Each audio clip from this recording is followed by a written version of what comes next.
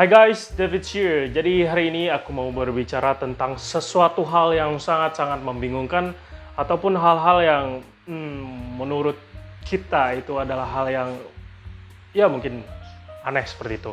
Dan ini suatu budaya yang berasal dari Jepang. Namanya adalah Hikekimori.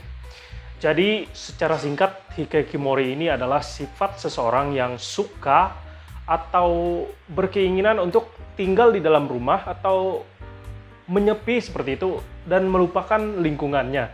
Dan dia akan tinggal di ruangan atau di dalam rumah atau di apartemen atau di dalam kosnya selama kurang lebih 6 bulan. Itu dinamakan sebagai Hikekimori kalau dia sudah tinggal selama 6 bulan tanpa bersosialisasi atau tanpa berteman. Dia diam di rumahnya sendiri atau di kamarnya sendiri. Nah, itu budaya Hikekimori yang berasal dari Jepang.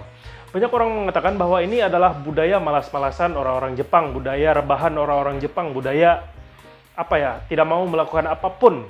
Ya, seperti itu. Budaya yang membuat orang Jepang hanya ingin tidur-tiduran terus-menerus dan hanya ingin santai, ingin baca komik atau menonton televisi di ruangannya selama mungkin dia bisa.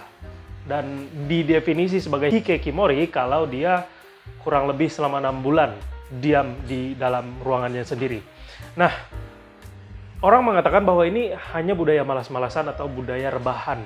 Dan dari mana mereka dapat makan? Mereka dapat makan tentu dari orang tua, dari keluarga, ataupun dari subsidi pemerintah seperti itu. Kalau di negara-negara maju kan ada subsidi untuk pengangguran, subsidi untuk orang yang masih belum mendapatkan pekerjaan. Nah, mungkin mereka juga mendapatkan subsidi selain dari keluarga mereka. Orang-orang mengatakan bahwa ini budaya malas, budaya tidak mau bersosialisasi, budaya rebahan seperti itu. Budaya santuinya orang Jepang. Nah, tapi setelah aku membaca beberapa artikel tentang Hikekimori, aku menyimpulkan bahwa Hikekimori ini bukanlah budaya bermalas-malasan atau budaya rebahan, budaya tidak mau bekerja.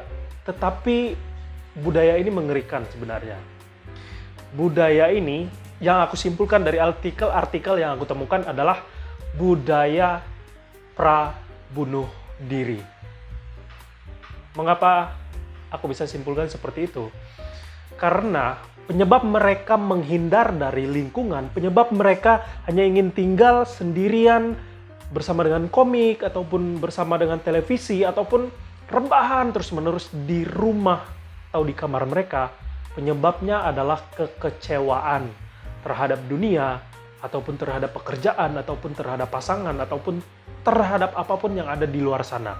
Sehingga mereka merasa, aku akan celaka kalau aku berinteraksi dengan dunia luar. Aku akan stres, aku akan gila, seperti itu. Nah, mereka menjauh dari dunia luar.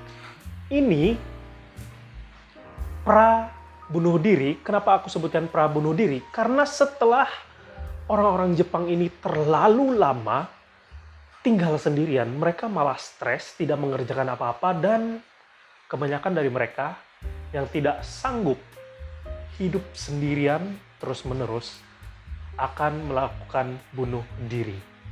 Nah, jadi ini bukan budaya santuy atau budaya bermalas-malasan atau budaya rebahan seperti orang Indonesia. Bayangkan ya, kalau orang Indonesia mengatakan rebahan, ya rebahan itu malas-malasan, main handphone, ataupun tidak melakukan apapun.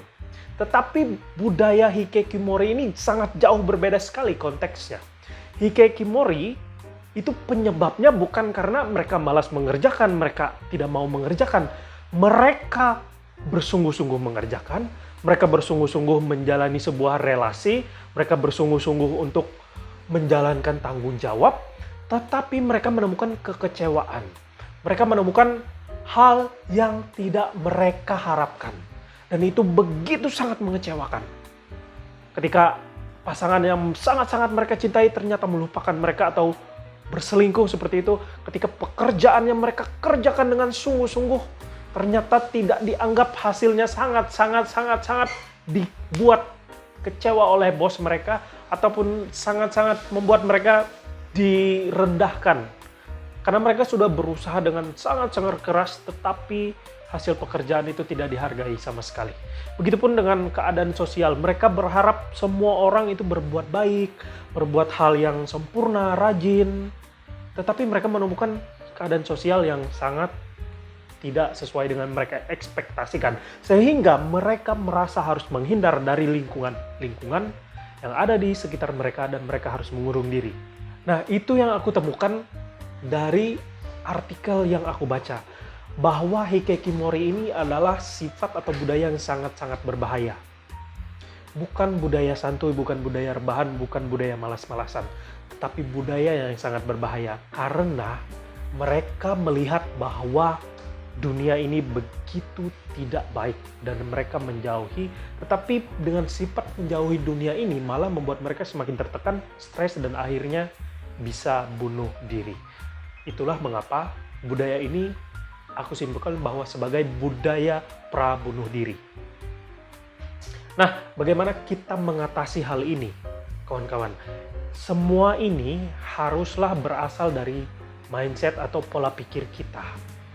Kita, apalagi mengajar anak-anak ya, atau mengajar para remaja yang sedang mencari jati diri seperti itu, kita juga harus menanamkan kepada mereka bahwa di dunia luar akan begitu banyak ketidakbaikan, akan begitu banyak kejahatan, akan begitu banyak hal-hal yang tidak kita inginkan bisa terjadi.